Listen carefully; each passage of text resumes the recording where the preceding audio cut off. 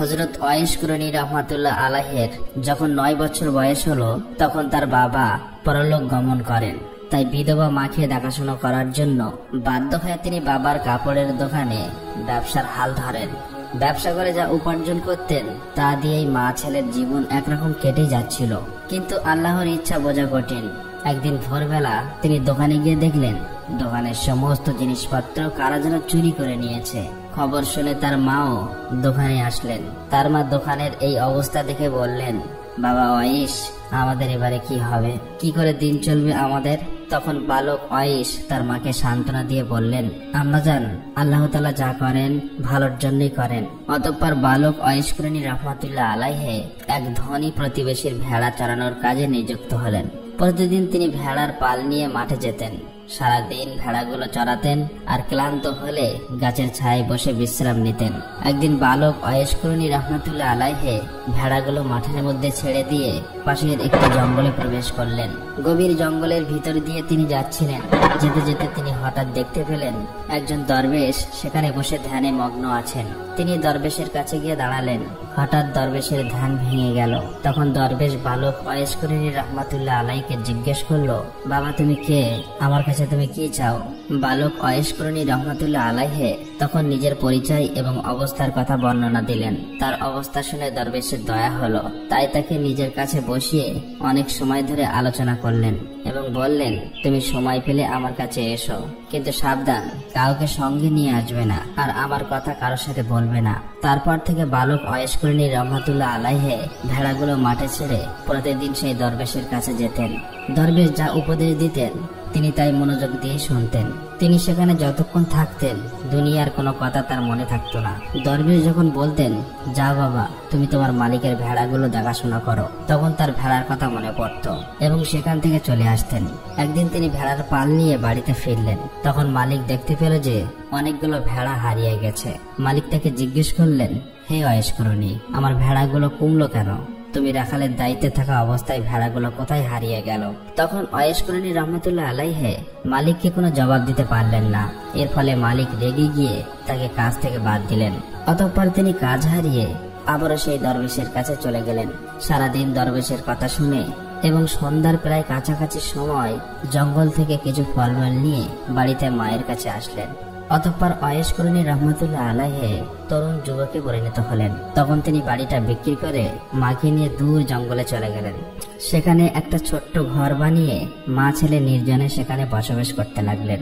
বাড়ি বিক্রি করার টাকা দিয়ে তিনি একটি দুধের উট কিনলেন। ফলে উটের দুধ আর জঙ্গলের ফলমূল খেয়ে তাদের দুজনের জীবন কোন রকম কেটে যেতে লাগলো। তারপর থেকে তিনি আর কখনোই লোকালয়ে বের হতেন না।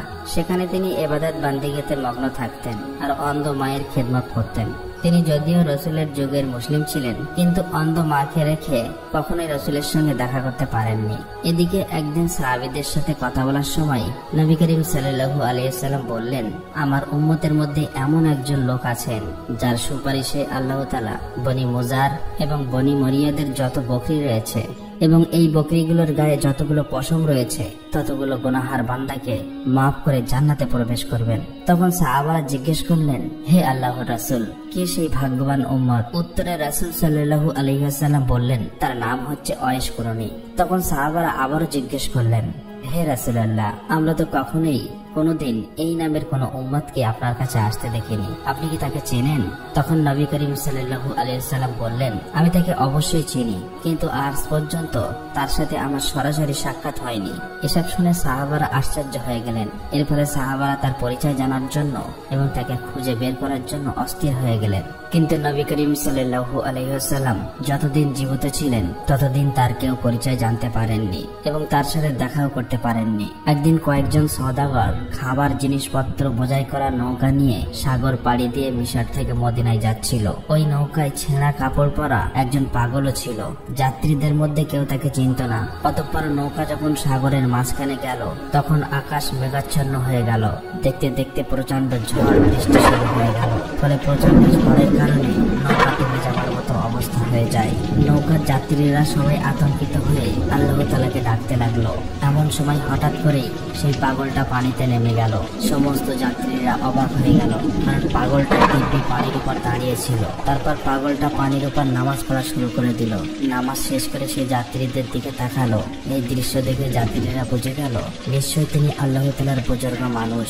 সবাই তখন চিৎকার করে বলল, হুজুর আমাদের জন্য আপনি দোয়া করুন। তখন তিনি বললেন, তোমরা তোমাদের মাল এবং দুনিয়ার মায়া ছেড়ে দিয়ে বিসমিল্লাহ বলে নৌকা থেকে নেমে আমার কাছে চলে এসো। তখন যাত্রীরা বলল, হুজুর আমরা এই পানির উপর দিয়ে কিভাবে যাব? তখন তিনি রেগে গিয়ে বললেন, তোমরা আর দেরি না করে তাড়াতাড়ি নৌকা থেকে নেমে এসো। তখন যাত্রীরা মনে মনে ভাবলো যে এমনিতেই তো আমাদের মরতে হবে, পানিতে নামলেও মরতে হবে, না নামলেও মরতে হবে, তার চেয়ে তার কথা শুনে দেখি কি হয়। এই ভেবে তারা সবাই নৌকা থেকে পানিতে নেমে পড়ল। কিন্তু আশ্চর্যের বিষয়, তাদের মনে হচ্ছিল তারা যেন মাটিতে দাঁড়িয়ে আছে, কেউ তলিয়ে যাচ্ছিল না। ফলে তারা হেঁটে হেঁটে পানির উপর দিয়ে তার কাছে গিয়ে দাঁড়ালো। সঙ্গে সঙ্গে সেই নৌকাটি মালামাল সহ পানির মধ্যে তলিয়ে গেল। তখন বুজুর্গ সবাইকে উদ্দেশ্য করে বললেন, তোমরা সবাই টাকা পয়সা এবং মালামালের আশা ছেড়ে দিয়েছো বলে জীবনে বেঁচে গেলে। যদি লোভ সামলাতে না পেরে নৌকায় থাকতে তাহলে তোমরা সবাই তলিয়ে যেতে। অতঃপর তারা সবাই পানির উপর দিয়ে হেঁটে হেঁটে সমুদ্রের এক কিনারায় গিয়ে উঠলেন। তখন যাত্রীরা সবাই সেই বুজুর্গকে বললেন, হুজুর দয়া করে যদি আপনার পরিচয় দিতেন তাহলে আমরা খুশি হতাম। তিনি বললেন, আমার নাম অয়েশ কুরনি, ইয়ামিন প্রদেশের কুরুন নামক গ্রামের বাসিন্দা আমি। তখন যাত্রীরা বলল, হুজুর মদিনায় দুর্ভিক্ষ দেখা দিয়েছে। এই খবর পেয়ে গরিবদের জন্য খাদ্য খাবার নিয়ে মিশর থেকে মদিনায় যাচ্ছিলাম, কিন্তু সেই খাদ্য খাবার সহ সমস্ত মালামাল সমুদ্রে ডুবে গেল। এখন আমরা এই গরিবদের জন্য কি খাবার দেব? তখন ওয়াইস কুরনি রাহমাতুল্লাহ আলাইহি বললেন, নৌকার মালপত্র এবং সমস্ত খাদ্য খাবার যদি তোমরা ফিরে পাও তাহলে কি সত্যি তোমরা মদিনায় গিয়ে ওগুলো গরিবদের দেবে? তখন তারা বলল, জি হুজুর, গরিবদের সাহায্য করার জন্যই তো আমরা মিশর থেকে আসলাম। তখন ওয়াইস কুরনি রাহমাতুল্লাহ আলাইহি 2 রাকাত নামাজ পড়ে মোনাজাত করে আল্লাহর কাছে কি যেন বললেন। অতঃপর ওয়াইস কুরনি রাহমাতুল্লাহ আলাইহি তাদেরকে বললেন, ওই যে দেখো তোমাদের নৌকা, খাদ্য খাবার সমস্ত মালামাল সহ সমুদ্রে ভেসে রয়েছে, তোমরা যাও নৌকা নিয়ে তাড়াতাড়ি মদিনায় চলে যাও। তারা অবাক হয়ে তাকিয়ে দেখলো সত্যি সত্যি মাল ভর্তি নৌকাটি সমুদ্রের তীরে ভেসে রয়েছে। অতঃপর তারা ওয়াইস কুরনির দিকে ফিরে তাকালো, কিন্তু সেই বুজুর্গ ওয়াইস কুরনি আর সেখানে ছিলেন না। চোখের পলকের মুহূর্তের মধ্যেই তিনি কোথায় যেন অদৃশ্য হয়ে গেলেন। অতএব হযরত ওমর রাদিয়াল্লাহু তাআলা আনহুর খেলাফতের সময় হযরত ওমর ফারুক রাদিয়াল্লাহু তাআলা আনহু এবং হযরত আলী রাদিয়াল্লাহু তাআলা আনহু একদিন কুফা নগরীতে এলেন। হযরত ওমর কুফার একটি মসজিদে উপস্থিত হয়ে মুসল্লিদের উদ্দেশ্য করে বললেন, হে কুফা নগরীর অধিবাসীরা, আপনাদের মধ্যে কেউ কি ওয়াইস কুরনিকে চেনেন? মুসল্লিদের মধ্যে কয়েকজন উত্তর দিলেন, না হুজুর, আমরা ওয়াইস কুরনি নামে কাউকে চিনি না। তখন হযরত ওমর আবার বললেন, আপনাদের মধ্যে কেউ যদি করুণ এলাকার বাসিন্দা থাকেন দয়া করে উঠে দাঁড়ান। তখন একজন উঠে দাঁড়ালো। হযরত ওমর তাকে জিজ্ঞেস করলো, আপনি কি ওয়াইস কুরনিকে চেনেন? লোকটি তখন বলল, হুজুর, আমি ওয়াইস কুরনি নামে যাকে চিনি সে তো একজন পাগল। সে জঙ্গলে থাকে, জঙ্গলের মধ্যে উট চড়িয়ে বেড়ায়, অত্যন্ত আজব মানুষ তিনি। লোকেরা যখন হাসে তখন তিনি কাঁদে, আর লোকেরা যখন কাঁদে তখন তিনি হাসে। এই কথা শুনে হযরত ওমর ফারুক রাদিয়াল্লাহু তাআলা আনহু এবং হযরত আলী রাদিয়াল্লাহু তাআলা আনহু লোকটাকে সঙ্গে নিয়ে তাকে খোঁজার জন্য বার হলেন। অনেক খোঁজাখুঁজির পর তারা দেখলেন একজন লোক একটি গাছের নিচে দাঁড়িয়ে নামাজ পড়ছেন, পাগলের মতো তার চেহারা। তখন ওমর ফারুক রাদিয়াল্লাহু তাআলা আনহু এবং হযরত আলী রাদিয়াল্লাহু তাআলা আনহু সেই গাছের কাছে গিয়ে চুপচাপ দাঁড়িয়ে রইলেন। অতঃপর হযরত ওয়াইস কুরনি রাহমাতুল্লাহ আলাইহি নামাজ শেষ করে তাদের দিকে ফিরে তাকালেন। তখন হযরত ওমর রাদিয়াল্লাহু তাআলা আনহু প্রথমে তাকে সালাম দিলেন, তিনিও তাদের সালামের জবাব দিলেন। অতঃপর হযরত ওমর ফারুক রাদিয়াল্লাহু তাআলা আনহু তাকে জিজ্ঞেস করলেন, আপনি দয়া করে আপনার পরিচয় দিন। তখন ওয়াইস কুরনি রাহমাতুল্লাহ আলাইহি বললেন, আমি আব্দুল্লাহ। তখন হযরত ওমর রাদিয়াল্লাহু তাআলা আনহু বললেন, আমরা সবাই তো আব্দুল্লাহ অর্থাৎ আল্লাহর বান্দা, আমি আপনার বাবা মায়ের দেওয়ার নামটি জানতে চাই। তখন তিনি বললেন, আমার বাবা মা আমার নাম রেখেছিল ওয়াইস, কিন্তু লোকেরা আমাকে ওয়াইস কুরনি বলে ডাকে। তখন হযরত ওমর ফারুক রাদিয়াল্লাহু তাআলা আনহু বললেন, হুজুর, আপনি দয়া করে আপনার ডান হাতটি দেখাবেন কি? তখন ওয়াইস করণী রহমাতুল্লাহ আলাইহি তার ডান হাতটি এগিয়ে দিলেন। তারা দুজনেই তার ডান হাতের তালুতে দিরহাম আকারের একটি দাগ দেখতে পেলেন। তখন তারা দুজনেই ওয়াইস করণী রহমাতুল্লাহ আলাইহির ডান হাত ধরে চুমু খেলেন। তারপর তারা তাদের দুজনার পরিচয় দিয়ে বললেন, প্রিয় নবী হযরত মুহাম্মদ সাল্লাল্লাহু আলাইহি ওয়াসাল্লাম তার ইন্তেকালের আগে তার প্রিয় উম্মতের আকৃতির কথা আমাদের সঙ্গে বলে গিয়েছেন। আমরা আপনার চেহারা, আকৃতি এবং ডান হাতে থাকা নিদর্শন দেখে বুঝলাম নবী করিম সাল্লাল্লাহু আলাইহি ওয়াসাল্লাম তার ইন্তেকালের আগে যে বুজুর্গ উম্মতের কথা বলে গিয়েছেন, আপনি সেই ব্যক্তি, আপনি সেই ওয়াইস করণী। হে প্রিয় হযরত মুহাম্মদ সাল্লাল্লাহু আলাইহি ওয়াসাল্লাম স্বয়ং আপনাকে সালাম জানিয়েছেন এবং তার দেহের পবিত্র জুব্বা মুবারক আপনাকে দেওয়ার জন্য আদেশ করেছেন আর বলে গেছেন আপনি যেন তার উম্মতের জন্য দোয়া করেন। তখন ওয়াইস করণী রহমাতুল্লাহ আলাইহি বললেন, দোয়া করার জন্য আপনারাই সবচেয়ে উপযুক্ত ব্যক্তি, কারণ আপনারা আল্লাহ তাআলা এবং স্বয়ং এবং রাসূলের প্রিয় পাত্র। তখন হযরত ওমর রাদিয়াল্লাহু তাআলা আনহু বললেন, আমরা তো নবী করিম সাল্লাল্লাহু আলাইহি ওয়াসাল্লামের উম্মতের জন্য দোয়া করেই থাকি, তবুও আপনি নবী করিম সাল্লাল্লাহু আলাইহি ওয়াসাল্লামের অনুরোধ রক্ষা করুন। তখন ওয়াইস করণী বললেন, হে খলিফা ওমর, আপনি হয়তো ভুল করছেন। রাসূল সাল্লাল্লাহু আলাইহি ওয়াসাল্লাম হয়তো অন্য কোনো ওয়াইস করণীর কথা বলছেন, কারণ রাসূলের সাথে আমার কোনোদিন সাক্ষাৎ হয়নি, এমনকি তার পবিত্র দেহের জুম্মা মুবারক মর্যাদা রক্ষা করার আমার কোনো যোগ্যতাই নেই। তখন হযরত ওমর রাদিয়াল্লাহু তাআলা আনহু বললেন, না হুজুর, আমি একটুও ভুল করিনি। যে নিদর্শনের কথা বলে গিয়েছেন তার প্রত্যেকটি আপনার মধ্যে আমি দেখতে পেয়েছি।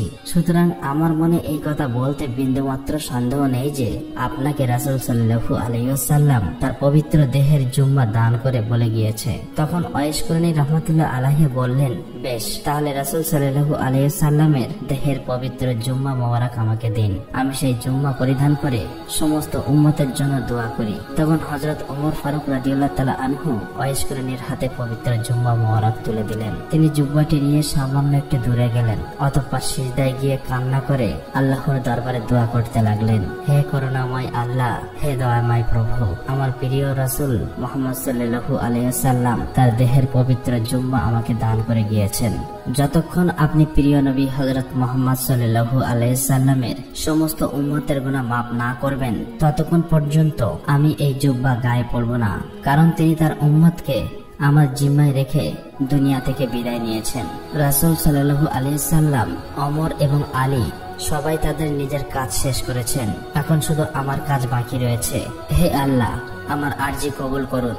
তখন অদৃশ্য থেকে আওয়াজ আসলো, হে ওয়াইস করণী, তুমি সিজদা থেকে তোমার মাথা উঠাও, তোমার প্রার্থনা কবুল করার জন্য কিছু উম্মতের গুনাহ মাফ করে দিলাম। তখন হযরত ওয়াইস করণী রহমাতুল্লাহ আলাইহি বলল, হে আল্লাহ, আমি তোমার কাছে হযরত মুহাম্মদ সাল্লাল্লাহু আলাইহি সাল্লামের সকল উম্মতের গুনাহ মাফ করে দেওয়ার জন্য আরজি জানিয়েছি, সামান্য কিছু উম্মতের গুনাহ মাফ করার জন্য বলিনি। অতঃপর আবারও এক অদৃশ্য আওয়াজ এলো, হে ওয়াইস করণী, তোমার দোয়া অনুযায়ী আমি আমার হাবিবের উম্মতের 4 ভাগের 1 ভাগের গুনাহ মাফ করে দিলাম। হযরত ওয়াইস করণী রাহমাতুল্লাহ আলাইহি এতেও রাজি হলেন না। তিনি সিজদা থেকে মাথা না উঠিয়ে আবারও দোয়া করলেন, হে রাব্বুল আলামিন, রাসূলের সমস্ত উম্মতের গুনাহ মাফ না করলে আমি রাসূলের পবিত্র জুম্মা মোবারক কিছুতেই গায়ে পরব না এবং সিজদা থেকে মাথা উঠাবো না। ফলে আবারও অদৃশ্য থেকে আওয়াজ এলো, ওয়াইস করণী, তুমি সিজদা থেকে মাথা উঠাও, আমার হাবিব মুহাম্মদ সাল্লাল্লাহু আলাইহি সাল্লামের পবিত্র দেহের জুম্মা মোবারক পরিধান করো। আমি শুধু তোমার দোয়া করার জন্য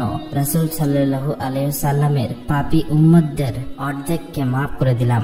হযরত ওয়াইস করণী রাহমাতুল্লাহ আলাইহি এবং রহমানুর রহিম আল্লাহর মধ্যে যখন এমন কথা হচ্ছিল, তখন আমিনুল মুমিনিন হযরত ওমর ফারুক রাদিয়াল্লাহু তাআলা আনহু এবং হযরত আলী রাদিয়াল্লাহু তাআলা তার কাছে গিয়ে হাজির হলেন। তাদের দুজনের উপস্থিতিতে ওয়াইস করণী রাহমাতুল্লাহ আলাইহির ধ্যান ভেঙে গেল।